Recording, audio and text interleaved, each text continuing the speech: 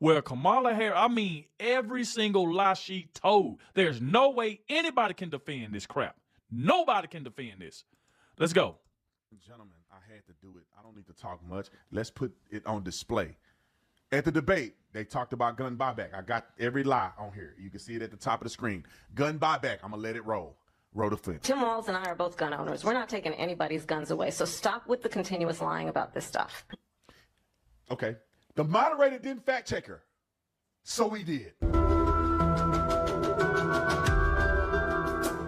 I do believe that we need to do buybacks. I support buybacks. How mandatory is your gun buyback program? It's mandatory. We want to ban assault weapons. We need an assault weapons ban. We need reasonable gun safety laws in this country, starting with universal background checks and a renewal of the assault weapon ban. I'm also in favor of the assault weapons ban, of universal background checks, red flag laws. Congress needs to have the courage to act and renew the assault weapons ban. So it's clear that we must renew the assault weapons ban. Let's have an assault weapons ban. We need an assault weapons ban. Demanding, as we all do, red flag laws, universal background checks, and a renewal of the assault weapons ban. We're saying we need reasonable gun safety laws, including universal background checks, and to your point, Chris, a renewal of the assault weapons ban. It's just the right thing to do. But we still need an assault weapons ban. And yeah, I am radical. I do believe that we need to get radical about what we are doing and take it seriously. The decision is my values have not changed. Let's remember Charlottesville, where there was a mob of people carrying tiki torches, spewing anti-Semitic hate. And what did the president then at the time say? There were fine people on each side. And you had some very bad people in that group. But you also had people that were very fine people on both sides.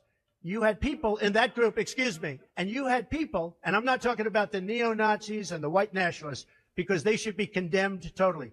But you had many people in that group other than neo-Nazis and white nationalists, okay? And the Supreme Court had great courage in doing it. And I give tremendous credit to those 6 justices. There is no state in this country where it is legal to kill a baby after it's born. Madam Vice President, I want to get your response to President Trump. No exception. There was a very contentious committee hearing yesterday when Fairfax County. And this is when Donald Trump was talking about the former governor. This is him talking about abortion after birth. Will she allow abortion in the 8th month, 9th month, 7th month? Come on. Okay, would you do that?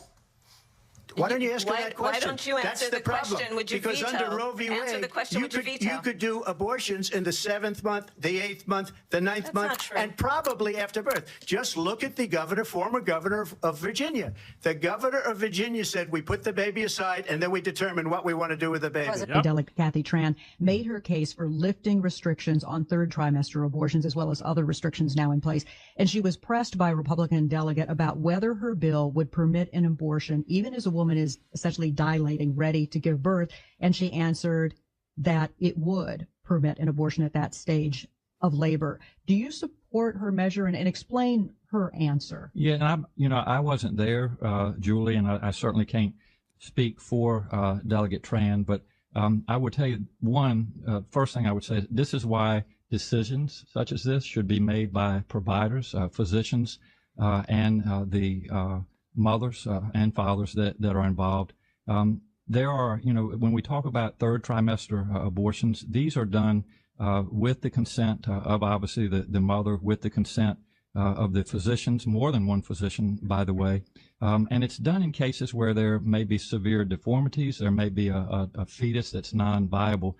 So in this particular example, if a mother is in labor, I can tell you exactly what would happen. The infant would be delivered. The infant would be kept comfortable.